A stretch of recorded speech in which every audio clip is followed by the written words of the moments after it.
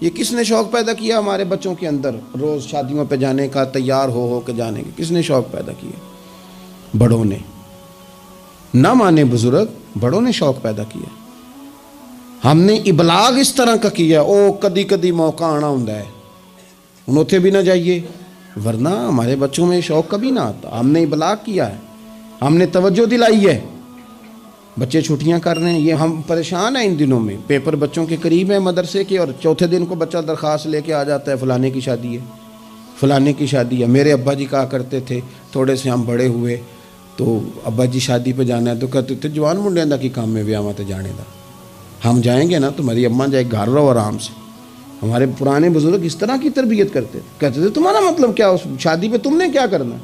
اور یہاں سارا کام ہی بچے اور بچیوں کو دے دیا گیا، بچے اور بچیوں کو، اور تیار کر کے نہیں جاتا۔ کسی خاص جگہ پہ کوئی مجبوری ہو جائے، قربت اتنی زیادہ ہو کہ رہا نہ جائے، تو کبھی نکاح پڑھانے کے لیے جاؤں نا تو بس میرے کانوں سے آواز ٹکراتی نہیں، لیکن میں سمجھ جاتا ہوں کہ کیا باتیں گونج رہی ہیں۔ اور پردہ ہی کر لو تھوڑا سا، وہ کہتے ہیں پردہ، یہ بچی کے نکاح کی مووی نہ بنی تو فلم ہی نہیں مکمل ہوگی۔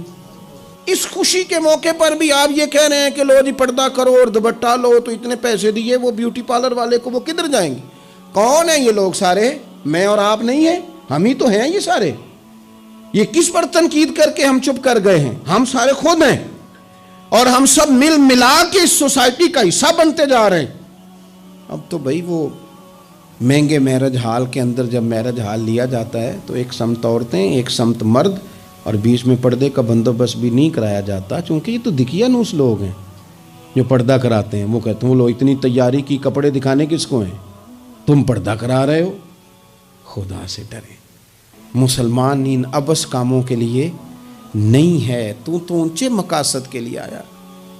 تو دیکھنا تیری تو بڑی عظمت ہے، کنتم خیر امۃ اخرجت للناس تأمرون بالمعروف وتنہون عن المنکر۔ تجھے تو بھیجا تھا کہ تو دنیا میں خیر عام کرے گا، برائی کا ہاتھ تھامے گا۔ تو کہاں الجھ کے رہ گیا؟ اپنی تقریبات پر تھوڑی توجہ دیں۔ ایک تو یہ خوشی کی تقریبات، پھر ایک غم کی تقریبات۔ میں نے اپنے کانوں سے سنا ہے، کل 10ویں کا اعلان اکٹھا کرا دیا گیا، اور یہ ٹھیک کیا جاتا ہے، ایک ہی دن میں دونوں ایصال ثواب کی تقریبات ہو جائیں۔ اس کا اصل ایصال ثواب ہے۔ ایصال ثواب کیا ہے؟ ایصال ثواب یہ ہے کہ آپ کو دعا کرنی ہے جانے والے کے لیے، کچھ قرآن مجید پڑھ کے، کچھ اذکار پڑھ کے، کچھ وظائف پڑھ کے اس کی روح کو ایصال کرنا ہے، اتنا مقصود ہے۔ بڑی غور سے، مجھے تھوڑا ٹائم دیں گے آپ 2-3 منٹ کا صرف، اور میری بات پہ نا خاص توجہ کریں، خاص بات کرنا چاہتا ہوں۔ اگر اس میں کھانا پکانا ہے نا تو آپ نے کھانا اس لیے پکانا ہے کہ غریب کو، مسکین کو کھانا کھلائیں گے، اور جو ثواب اس کا ملے گا وہ بھی جانے والے کی روح کو ملے گا۔ لیکن اگر آپ اس میں دعوت پکا لیں، دعوت رشتہ داروں کی، یاروں کی، وہ تو بھائی دعوت ہے۔ ایک ہے کہ آپ نے کوئی ایسا کام کیا جس سے جانے والے کی روح کو، ہوٹل میں بیٹھ کے کھانا کھایا 4 بندوں نے، موج کی، مرضی کا انہوں نے گوشت اڑایا، تو وہ کہیں اس کا ثواب جائے گا؟ یہ جو دعوت کا لفظ ہے نا، کہ دعوت کی، امیر لوگ سارے اکٹھے کیے، رشتہ دار، دوست احباب، سیاسی سب آ گئے۔ اب آپ نے وہ دعوت کی اور نام آپ نے ختم شریف کا دے دیا۔ آپ تھوڑی گہرائی سے سوچیں کہ یہ ختم بنتا ہے؟ ویسے ذہن قبول کرتا ہے کہ یہ ختم شریف ہے؟ اب میں کہہ لوں، اب میں یہ بات کر لوں کہ ہمارے ہاں کچھ ولیمہ نما چہلم بھی ہوتے ہیں، ولیمہ نما چہلم۔ وہ ٹائٹل چہلم کا ہے اور اندر جا کے دیکھو تو ماحول سارا ولیمے کا ہے، تو یہ ایصال ثواب ہے؟ آپ بتائیں ذمہ داری سے کہ یہ ایصال ثواب ہے؟ آپ غرباء کی دعوت پکائیں گے، غریبوں مسکینوں کی، ان کی دعوتیں اعلیٰ حضرت بریلوی رحمۃ اللہ نے لکھا ہے جائز نہیں ہے دعوت کرنا اس طرح۔ ہاں آئے ہوں کھانا کھا جائیں، فی نفس سے ہی رشتہ داروں کو کھانا کھلانا، دعوت کھلانا ثواب ہے، لیکن ختم کو، چہلم کو، 10ویں کو دعوت بنا لینا یہ درست؟ ویسے ان کو دیں آپ، ثواب ہے۔ لیکن ہمارے ہاں تو مطلب عجیب سا ایک ماحول ختم شریف، یعنی کل 10ویں کا اکٹھا اعلان ہو گیا، میں موجود تھا تو کہنے لگے ویکھو ہونے پیسے لگے جے بچان. خدا کے بندو یوں تو نہ کرو. ایک ان کا والد چلا گیا, والدہ چلی گئی, کوئی عزیز چلا گیا, اور دوسرا یہ کہ آپ یہ بتائیں گھر سے روٹی نہیں ملتی, صرف ختم کی ملتی ہے. اتنی چھوٹی سوچ کون پیدا کرتا ہے؟ یہ تو ماحول میں ہی ایسی باتیں نہیں ہونی چاہیے. میں آپ کو کہہ رہا ہوں, میں مولوی صاحب ہو کے, مسجد کا خطیب ہو کے, حالانکہ چیلم پہ ڈیوٹی مولوی صاحب کی ہے, ان کو تو موقع ملنا ہے 10ویں کا بھی, چیلم کا بھی, کل کا بھی, لیکن مولوی کا بھی تو کول ہونا ہے نا. اسے بھی تو خیال کرنا چاہیے کہ جو چیزیں درست ہیں صرف اتنی درست ہیں, حد بندی سے باہر جائے تو چیز ٹھیک نہیں رہتی. اس لیے ان تقریبات کو بھی یقین کریں. کل شریف پہ ماحول دعوت کا نہ ہو. میں آپ کو ذمہ داری سے کہتا ہوں, کسی کا باپ فوت ہو جائے تو جتنی اچھی دعا وہ مانگ سکتا ہے, درد سے اتنی کوئی اور نہیں مانگ سکتا. لیکن وہ تو دعوت پکا رہا ہے نا, وہ تو دیگوں پہ ہے, وہ تو ٹینٹ کا سامان اکٹھا کر رہا ہے, وہ تو ترتیب لگا رہا ہے. اور میں ذمہ داری سے کہتا ہوں, کل سے پہلے 10ویں کے بعد, چیلم کے بعد بیٹوں کی لڑائی ہوتی ہے کہ خرچہ زیادہ ہے, تم حصہ نہیں پورا دے رہے, یہ سال ثواب ہے. تیرے ذمہ 25,000 ہے, تیرے ذمہ 30,000 ہے, یہ سال ثواب ہے. یہ غلط چیز ہے, کیونکہ آپ ایک ماحول ہے دعوت کا, ایک ماحول ہے دعا کا, ان دونوں میں فرق ہے. جہاں دعا کا ماحول ہوگا نا, وہاں نہیں یہ ٹینٹوں کا چکر, روٹیوں کا چکر, یہ آنے جانے والوں کا چکر, میرج حال, وہاں نہیں. وہاں تو لوگ قرآن شریف پڑھیں گے, وہاں تو گھر والے بھی بیٹھ کے تسلی سے تسبیح کریں گے, اور پھر تسلی سے آنسوؤں سمیت رب کی بارگاہ میں دعا کریں گے. دعوت اور دعا کا ماحول ہی الگ الگ ہے. اس لیے جو ہماری تقریبات اصالِ ثواب کی ہیں. اور پھر میں آپ سے عرض کروں, امیر بڑے بڑے چیلم کرتے ہیں, غریبوں کو مشکل میں ڈال دیتے ہیں. مشکل دعوتیں نہ بنائیں. کل 10ویں چیلم کو دعوتیں, یعنی مل بیٹھو, کپڑے نئے نکالو, پوری تیاری کرو, اور جناب وہاں جاؤ اور جا کے کھانا کھاؤ اچھا سا, خوبصورت سا, اور ساری توجہ ہی کھانے پہ. چونکہ وہ اس کو پتہ ہے کہ جس طرح شادی میں کھانا کم پڑ گیا تو عزت نہیں ہوگی, اس طرح اگر چیلم پہ کم پڑ گیا تو پھر بھی رسوائی ہوگی. تو جب کھانے پہ لگ جائیں گے تو دعا تو رہ گئی, جانے والے کا فائدہ نہ ہو سکا. ایک باتیں مزید اسی عنوان پر. اللہ تعالیٰ نے قرآن مجید میں یہ فرمایا کہ کل بفضل اللہ و برحمتہ فبذالک فلیفرحوا. اے محبوب علیہ السلام, آپ اپنے غلاموں سے فرما دیں کہ جب اللہ کا فضل اور اس کی رحمت ملے تو پھر خوشی منایا کریں, اظہار مسرت کریں. امام فخر الدین رازی رحمۃ اللہ علیہ نے یہاں ایک بات لکھی ہے جو بڑی خوبصورت ہے اور بڑی سمجھنے والی ہے. امام رازی رحمۃ اللہ علیہ فرماتے ہیں کہ یہ خوشی اس لیے نہیں منانی کہ انعام ملا ہے, خوشی اس لیے منانی ہے کہ رب کی طرف سے ملا ہے. خوشی اس لیے منانی ہے کہ محبوب نے دیا ہے. تو جب محبوب دے نا, وہ چند دن پہلے بڑا لطف آیا, بس ایک بات ہے بھولتی نہیں, سے ثبوت نہ منگو میتھوں, نظر کرم کا دھوئی. اے میں جانا یا دل بر جانے, غیر نہ جانے کوئی. یہ اس لیے خوشی منانی ہے کہ نظر کرم ہوئی ہے, اللہ نے نوازا ہے. تو اب جب اس لیے خوشی منانی ہے کہ اللہ نے دیا ہے, تو پھر خوشی بھی وہی منانی ہے جس سے اللہ راضی ہو. اسی انداز میں رہنا ہے جس میں رب رسول راضی ہوں. تقریبات میں 2-3 چیزوں کا خاص خیال. ایک تو خرچ حد سے زیادہ نہیں ہونا چاہیے, اعتدال کے ساتھ خرچ کریں, فضول خرچی سے بچیں. ہمارے ایک قرضہ وہ ہے جو انسان مجبور ہو کے لیتا ہے, کوئی مجبوری آ گئی, کوئی تنگ دستی آ گئی, کوئی نقصان ہو گیا. ایسے مقروض کے ساتھ تو نبی پاک صلی اللہ تعالیٰ علیہ وسلم نے نا اظہار ہمدردی فرمایا. ایسے مقروض کو مہلت دینے کا کہا ہے جو مجبور ہو کے قرض لیتا ہے. حضور صلی اللہ علیہ وسلم نے فرمایا اگر تم نے کسی شخص سے قرض لینا ہے اور وہ تنگ دست ہے تو تم اسے مہلت دو. تم جتنے دنوں کی اسے مہلت دو گے نا, اور جتنے پیسے تم نے لینے ہوں گے اتنے ہی پیسے روز اللہ تمہیں صدقہ کرنے کا ثواب عطا فرمائے گا. اظہار ہمدردی کیا. اور کریم ہے نا محبوب, لاجپال ہے نا محبوب, عطائیں کرنے والے ہیں نا محبوب. کون دیتا ہے دینے کو منہ چاہیے, دینے والا ہے سچا ہمارا نبی. اور مانگیں گے مانگے جائیں گے, منہ مانگی پائیں گے. سرکار میں نہ اللہ ہے نہ حاجت اگر کی ہے. حضور فرماتے ہیں ابن ماجہ میں محبوب کریم علیہ السلام کا فرمان موجود ہے, محبوب فرماتے ہیں میں مومنوں کی جانوں سے بھی زیادہ قریب ہوں، اگر میرا کوئی مسلمان مومن میرا امتی فوت ہو جائے اور اس کے ذمہ قرض ہو تو مجھ سے آ کے لے لینا، میں اپنے امتی کا قرض ادا کر دوں گا۔ اور حضور سید عالم صلی اللہ تعالیٰ علیہ وسلم، میں پھر کہہ رہا ہوں، اس میں کئی روایات آپ کے سامنے رکھ سکتا ہوں۔ حضرت ابو امامہ رضی اللہ تعالیٰ عنہ انصاری صحابی ہیں، فرماتے ہیں میں بڑا پریشان تھا اور مسجد میں بیٹھا تھا۔ قرض بہت بڑی اذیت ہے، مقروض قیدی ہے، صحت ہونے کے باوجود بیمار ہے، گھر ہونے کے باوجود بے گھر ہے، ساری آسانیاں ہونے کے باوجود تکلیف میں ہے چونکہ مقروض ہے، ہر وقت کی اذیت ہے، ہر وقت کی ٹینشن ہے۔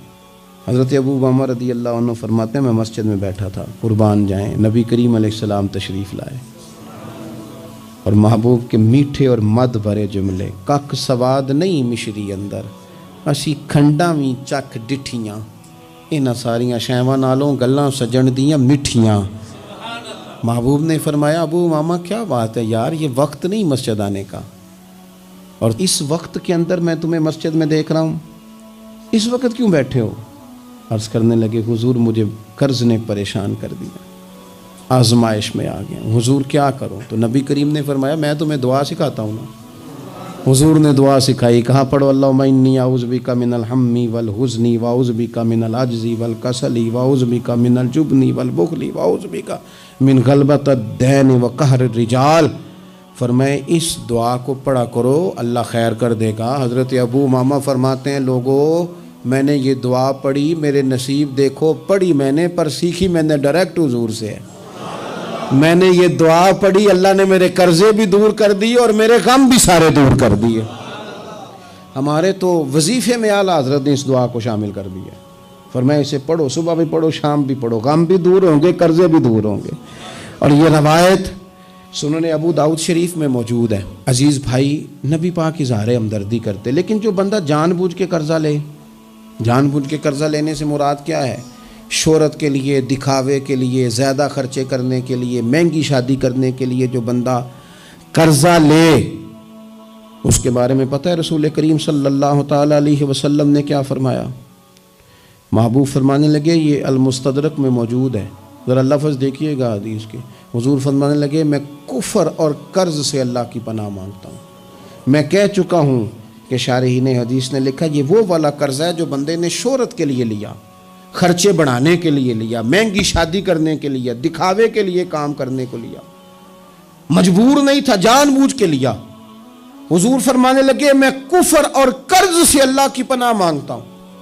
تو صحابی نے عرض کی یا رسول اللہ آپ قرض اور کفر کو برابر کر رہے ہیں، ایک جگہ ذکر فرما رہے ہیں؟ تو حضور نے فرمایا ہاں میں ایک جگہ ذکر کر رہا ہوں، میں ان دونوں کا ذکر اکٹھا کر رہا ہوں، کفر اور قرض۔ اتنی بڑی بات، اعتدال میں رہیں، کم سے کم قرضے، اور یہ سارا کچھ ہو سکتا ہے، کوئی مشکل کام نہیں ہے۔ دوسری بات، ایک تو شادی میں خرچ کم سے کم کریں تقریبات میں، اور دوسری بات یہ کہ تیسری گزارش تقریبات کے حوالے سے، تیسری اور آخری یہ ہے کہ ہم نہ شادی ہو، بیاہ ہو، کوئی بھی معاملہ ہو، ہمارا یہ مزاج بن گیا ہے کہ ہم نہ تعلقات نبھاتے ہیں۔ دفتر کے لوگوں کو بلائیں گے، ہمارے جو بزنس کے متعلقہ لوگ ہیں ان کو دعوتیں دیں گے، جن لوگوں سے ہمیں کوئی سیاسی سماجی کام پڑ سکتا ہے انہیں بلائیں گے، دعوت بھی کبھی کھلائیں گے تو کوشش کریں گے اس بندے کو کھلائیں جو بندہ نا جس کی ذرا فوٹو صحیح آتی ہے، لائکس اچھے ملتے ہیں۔ اسی طرح کا معاملہ شادی میں ہم نے کر لیا ہے، صرف اپنے فائدہ دیکھ کے، نفع دیکھ کے، بلکہ اخباروں میں بعض میں خبر آتی ہے فلاں کے بیٹے کا ولیمہ سیاسی اجتماع بن گیا، غربا کو موقع نہیں ملتا۔ ہمارے استاد صاحب بات سنایا کرتے تھے، وہ فرماتے تھے کہ ایک آدمی کو کسی نے بلا لیا شادی پہ، تو کسی گیراج میں کسی ورک شاپ پہ کام کرتا تھا، تو وہ نہ وہیں سے کپڑے نہ بدل سکا، انہی کپڑوں میں اسی طرح آلودہ تھے کام کے ساتھ۔ اس نے کہا کہ اگر میں گھر گیا تیار ہونے تو وہ لیٹ نہ ہو جاؤں، تو اسی طرح چلا گیا۔ اس کو چوکیدار نے اندر ہی نہیں جانے دیا، کہا تو کدھر آ گیا؟ اس نے بڑی کہا بھی مجھے بلایا ہے، میرا تعلق ہے۔ اس نے کہا نہیں تجھے کیسے بلا لیا؟ کیونکہ اسے پتا تھا نا ان لوگوں کا تو اسٹیٹس ہی اور ہے، غریب آدمی ان کی دعوت میں۔ اس نے کہا جا تجھے نہیں بلایا، اندر ہی نہیں گھسنے دیا۔ اب وہ جلدی سے گاڑی بھگا کے گھر گیا، وہ کاٹن شاٹن مایا شایا تگڑے کپڑے ویس کوٹ اچھے طرح سوٹ بوٹ پہن کے جب وہ واپس لوٹا نا تو اس نے جناب خود سے اسی چوکیدار نے خود دروازہ کھولا، اندر بھیجا۔ اب وہ جب کھانا شروع ہوا نا تو اس نے ایک ڈونگا لیا سالن کا اور اپنا کرتا پکڑ کے اس میں ڈبو دیا، پھر دوسرا کرتا ڈبو دیا۔ لوگوں نے کہا تم باولے تو نہیں ہو گئے، یہ کیا کر رہے ہو؟ اپنے کپڑے آلودہ کر رہے ہو سالن سے۔ کہنے لگا میری تو دعوت نہیں، دعوت تو کپڑوں کی ہے، اگر میری ہوتی تو مجھے تو پہلے بھی داخل ہونے دیتے، یہ تو ان کپڑوں کی دعوت ہے میاں، تو یہ چونکہ ان کی دعوت ہے تو انہیں کہہ رہا ہوں کھاؤ کھانا، میری تو ہے ہی نہیں دعوت، ان کو کھانا چاہیے، اس لیے کہ یہاں تو گاڑیوں کی دعوت ہے، یہاں تو کوٹھیوں کی دعوت ہے، یہاں تو دعوت اس بات کی ہے کہ بڑی بازاروں میں کون آیا ہے؟ رسول کریم صلی اللہ تعالی علیہ وسلم نے فرمایا ولیمے کے کھانوں میں بدترین کھانا، یہ صحیح بخاری ہے، فرمایا ولیمے کے کھانوں میں سے بدترین کھانا وہ ہے اس میں امیروں کو تو بلایا جائے پر غریبوں کو نہ بلایا جائے، وہ بدترین دعوت ہے۔ اس لیے بعض صوفیہ تو یہ فرماتے ہیں کہ کوشش کر کے نا بعض غریبوں کو منت کر کے لے آؤ اپنے ولیمے کی، اپنی تقریبات کی دعوتوں میں، تاکہ تمہارا کھانا اچھا کھانا تو بن جائے نا، تمہارا کھانا بہترین کھانا تو بن جائے نا، تمہارا کھانا اعزاز والا تو ہو جائے، کچھ تو غرباء کو دعوت دے لو۔ لیکن ہماری تقریبات ہماری ذاتی معاملات کا حصہ بن جاتی ہیں۔ میں تو مذہبی تقریبات بھی دیکھتا ہوں، مذہبی تقریبات میں بھی ہماری پوزیشن کچھ اسی طرح کی ہے۔ میں اپنے بارے میں کئی دفعہ دوستوں کو کہہ چکا ہوں کہ دین کا خادم سمجھ کے دعوت دینا تو بڑی اچھی بات ہے، لیکن ہمیں برانڈ نہ بناؤ۔ ہمیں بعض جگہ بڑی اچھی طرح سمجھ آ جاتی ہے کہ بعض آدمی کا بات کرنے کا سٹائل کیا ہے، اور جو آدمی روز اتنی لمبی چوڑی تقریر کرتا ہے اس کو جب آگے کوئی شخص بات سنانے کی کوشش کرتا ہے تو پتہ چلو اکثر چل جاتا ہے کہ کہاں سے بات کر رہا ہے۔ چلیں جواب نہ دینا کئی دفعہ اخلاقی طور پر درست نہیں ہوتا۔ دینی تقریبات کو کوئی ضروری ہے کہ 600 آدمی 400 آدمی بیٹھے گا تو پھر ہماری محفل ہوگی؟ کوئی ضروری ہے؟ اس لیے تو غریب آدمی نے جلسے کو ہاتھ ڈالنا ہی چھوڑ دیا، جلسہ مہنگا ہی بڑا ہے۔ غریب آدمی نہیں یہ کام کرتا، وہ کیسے محفل کرے گا؟ وہ تو آپ ساؤنڈ والے کے پاس جائیں تو کہتا ہے دور بدل گیا ہے، اب کہاں 1500 میں ساؤنڈ لگتا ہے۔ وہ تو چونکہ ہم نے ہر چیز کو برانڈ بنا دیا، کمرشل کر دیا، ماحول اور طرح کا بنا دیا، یہ کام نہ کریں۔ آپ اس کو دین ہی بنائیں اور یہ ذوق ہی رہے نا تو بھائی اس کے لیے پھر کسی آرٹیفیشل نعت خواں کو بلانے کی ضرورت نہیں ہوتی، محلے کا لڑکا بھی سونی نعت پڑھ لیتا ہے۔ اس کے لیے پھر اپنے خطیب صاحب بھی بڑی بہترین تقریر کر لیتے ہیں جو ہمیں 5 نمازیں پڑھاتے ہیں، پھر یہاں بھی سارے کام، لیکن ذہن تقریبات کے لحاظ سے بن گیا ذرا بڑا اونچا سا۔ دین اپنی ذاتی حیثیت رکھتا ہے، اپنی تقریبات کو شستہ کریں، سنجیدہ کریں، صاف ستھرا کریں، جتنی بھی قباحتیں ہیں اخلاقی ہیں مالی ہیں ان کو دور کریں۔ ہم مسلمان ہیں، مسلمان بڑا سنجیدہ سا ہوتا ہے، سونا سا ہوتا ہے، اس کے رویے بڑے میٹھے ہوتے ہیں، اس کے آنے جانے کے معاملات میں شائستگی ہوتی ہے، اسے دیکھ کے پتہ چلتا ہے کہ یہ رسول اللہ کا ماننے والا ہے، یہ نبی کریم علیہ الصلوۃ والسلام کا تربیت یافتہ امت ہے۔ اللہ تعالیٰ سمجھ عطا فرمائے۔ آخر دعوانا الحمدللہ۔